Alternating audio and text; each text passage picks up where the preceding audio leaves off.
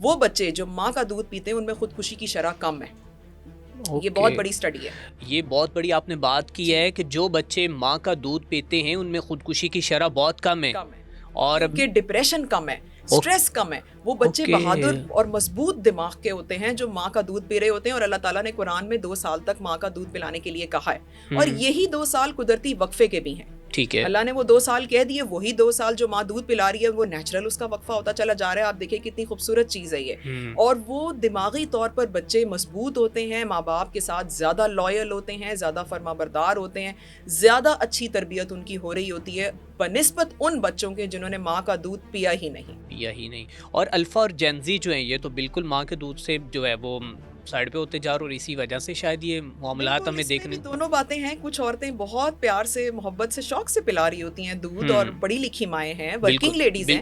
آپ دیکھیں ڈاکٹرز ہیں وہ بھی اس پروسیس سے گزرتے ہیں, یا ایون ورکنگ ٹیچرز ہیں, اور کوئی آفس جاب کرنے والی عورتیں ہیں, وہ بالکل ٹائم نکال کے بچوں کو ایون اپنے ورک پلیس پہ لے کے جا رہی ہوتی ہیں کہ ہم نے دودھ پلانا ہے, یا اگر نہیں بھی تو فیڈر میں دودھ کلیکٹ کر کے دے دیا تاکہ گھر والے پلا سکیں. دونوں باتیں. کچھ مائیں ہیں جو کہ نہیں جی نہیں, ہم کیوں دودھ پلائیں, یہ کیسے ہو سکتا ہے. بالکل ایسے ہی. تو دونوں باتیں. یا کچھ عورتیں یہ کہتے تھیں ہمارا دودھ ہی نہیں اترا, یہ ایک عجیب سی بات ہے. تو اپنے ڈاکٹر سے رجوع کریں, یہ ساری باتیں ڈاکٹر نے حل کرنی ہوتی ہیں. اچھا, جو کہہ رہی ہیں کہ نہیں اترا تو ان کے لیے بھی کوئی اس کے سولوشن ہیں؟ میں یہ کہوں گی کہ دیکھیں, ہمیں نلکے کی طرح دودھ بہتا ہوا نظر نہیں آتا پہلے 2-3 دن. اکثر مائیں پہلے دن یہ ڈیسائیڈ کر لیتی ہیں کہ جی دودھ تو اترا ہی نہیں, تو ہم تو بچے کو فیڈ کرائیں گے ہی نہیں. ایسا نہیں ہے, پہلے دن دودھ نلکے کی طرح نہیں اترتا ہوا نظر آتا. وہ بچہ سک کرے گا تو اس کے پیٹ میں جا رہا ہے, ہمیں نہیں پتا, اس کے پیٹ میں چلا گیا. اور پہلا نیو بورن بچہ تو ہارڈلی 5 ml دودھ لیتا ہے, 10 ml دودھ لیتا ہے, اس سے زیادہ تو وہ ٹالریٹ ہی نہیں کر سکتا. 3 سے 4 دن کے بعد جب بچہ سکشن کے تھرو پروسیس کے ذریعے گزرتا ہے تو قدرتی دودھ بننا شروع ہو جاتا ہے, اور اس وقت پھر ڈیفینیٹلی ہر بچے کے نصیب کا بھی وہ دودھ اترتا ہے. لیکن ادر دین دیٹ میڈیکلی وہ دودھ بننے کا پروسیس تب ہوتا ہے جب بچہ سک کرتا ہے. ٹھیک ہے, بچے کی سکلنگ کے ساتھ بریسٹ فیڈنگ کا بننا ریلیٹڈ ہے. ٹھیک ہے, تو بچے کو دودھ پلائیں, دونوں چھاتیوں سے پلائیں, ٹرائی کریں, پوزیشن ٹھیک کریں, ڈاکٹر سے رجوع کریں, بالکل دودھ آئے گا, کیوں نہیں. اور ڈائٹ اچھی کریں, کیلا اچھا ہے, سوجی کا حلوہ کھائیں, اور اس کے علاوہ اگر بالکل دودھ نہیں اتر رہا, زیرہ لے کے پانی پی لیں, وہ اچھا ہے. دیسی گھی کھائیں, یخنی پئیں, پنجیری بہت اچھی ہے, گوشت کھائیں, دودھ اترے گا. بالکل ٹھیک ہے. مطلب اس کے سولوشن ہیں, حل ہیں, علاج ہیں, لیکن یہ صرف بہانے ہوتے ہیں کہ دودھ ہے نہیں. دوسرا, بہانوں سے زیادہ گھر والوں کو سپورٹ دینی چاہیے. اگر جیسے پہلی ماں ہے, اس کو اتنا تجربہ نہیں ہوتا, تو اس کو سپورٹ دینی پڑ رہی ہوتی ہے. ڈاکٹرز بھی سپورٹ دیتے ہیں. میں ہمیشہ اپنے پیشنٹ کو پہلی فیڈ بچے کو ساتھ لگا کے خود بتاتی ہوں. تو یہ ڈاکٹرز بھی کرتے ہیں. اور اگر نہیں ہے آپ کے آس پاس کوئی ڈاکٹر, تو گھر میں مائیں ہیں, ساسیں ہیں, بڑی بہن ہے جو کہ گائیڈ کرے, بچے کو ساتھ پکڑ کے لگائیں. آپ سپورٹ دیں, عورت کے ساتھ لگائیں, اس کو ماں کا چھاتی کے ساتھ لگانا بہت اچھا ہے. آگے بچے کو اللہ نے قدرتی یہ ابیلٹی دی ہوئی ہے, اس کے اندر سکشن پاور ہے. اچھا, جن ماؤں کے پاس ٹوینز بچے ہوتے ہیں تو وہ بھی پھر اتنا دودھ اللہ تبارک و تعالیٰ ان کے وہ دیتا ہے, وہ ان کو پورا کر سکتی ہیں؟ بالکل, دودھ ہر 2 سے 3 گھنٹے میں بچے کی فیڈ ہوتی ہے, ڈیمانڈ ہوتی ہے, اور دونوں چھاتی سے اتنا دودھ آ رہا ہوتا ہے کہ وہ ٹوین بچوں کی بھی بہتر طریقے سے پرورش ہو سکتی ہے. اور اگر کوئی میڈیکل ریزن ہے یا کسی وجہ سے نہیں بھی بچے کا پیٹ بھرتا, کچھ بچوں کی بھوک بھی ذرا زیادہ ہوتی ہے, تو کوئی بات نہیں, آپ اس کو ٹاپ فیڈ دیں. آپ ایک دفعہ بے شک فیڈر بنا کے دے دیں, لیکن ماں کے دودھ کو بالکل اومٹ نہ کریں, بالکل خارج نہ کریں. میسج یہ ہمارا لوگوں کو بتانے کا پرپز یہ. اچھا, جڑواں بچے بھی قدرتی طور پر حاصل کیے جا سکتے ہیں؟ بالکل کیے جا سکتے ہیں. جن کی فیملی میں جڑواں بچے ہو رہے ہیں, ان کی تو فیملی انہیریٹنس ہے, فیملیز میں چل رہا ہوتا ہے ٹوین بچے قدرتی ہونا.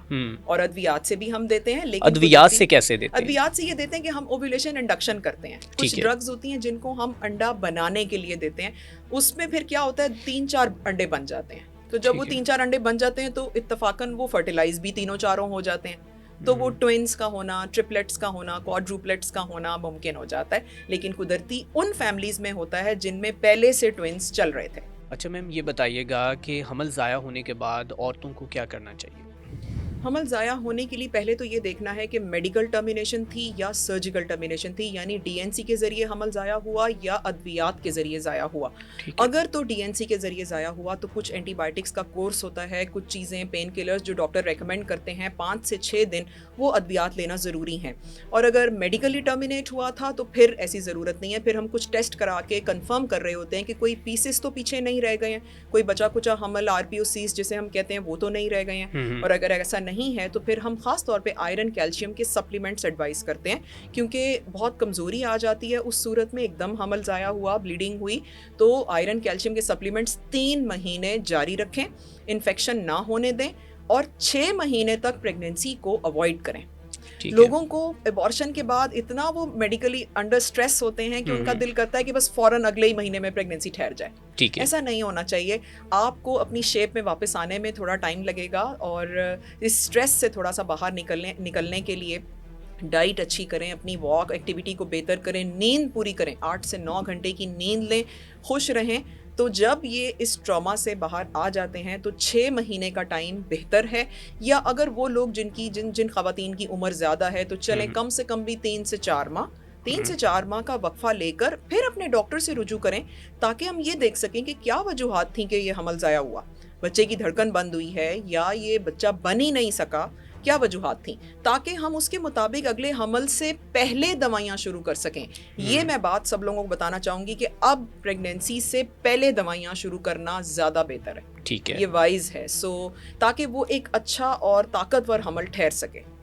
ٹھیک ہے، اچھا میم 3 سمٹمز ایسے بتائیے گا کہ جس سے یہ پتہ چل سکے کہ پریگنینسی جو ہے وہ ہو چکی ہے۔ پریگنینسی ہونے کے لیے ایک تو مارننگ سکنس ہوتی ہے، یعنی صبح صبح اٹھے دل متلاتا ہے، وامٹ آنے کو ہو رہی ہوتی ہے، اور اکثر لوگوں کو وامٹ آ بھی جاتی ہے۔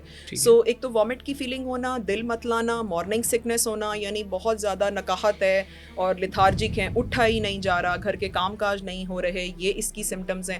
پھر اس کے علاوہ نیند بہت زیادہ آنا اور بے وقت نیند آنا، یعنی نیند کا ایک ٹائم رات کا نہیں، سارا دن نیند آئے جا رہی ہے، سوئے جا رہے ہیں اور بہت زیادہ تھکے فیل کر رہے ہیں، تو یہ اس کے سمٹمز ہیں۔ اور اس کے علاوہ دنوں کا، ایام کا مس ہو جانا، پیریڈز کسی بھی عورت کی اگر پیریڈز مس ہو گئے ہیں، ڈیلے ہو گئے ہیں، تو اس کو ان نوٹس نہ رہنے دیں، آپ فوراً اس میں ٹیسٹ کریں، گھر پہ بھی کیا جا سکتا ہے پیشاب کا ٹیسٹ، یا اپنے ڈاکٹر سے رجوع کریں، یہ اس کی سب سے بڑی علامت بھی ہوتی ہے۔ اور ادروائز اس کی یہی وجوہات ہوتی ہیں کہ نیند زیادہ آنا، وامٹنگ، دل خراب ہونا، اور چکر آنا۔ اکثر لوگوں کو بہت شدید چکر آ رہے ہوتے ہیں، ان کو یعنی سر گھوم رہا ہوتا ہے، اسپننگ ہو رہی ہوتی ہے، یہ اس کی علامت ہے۔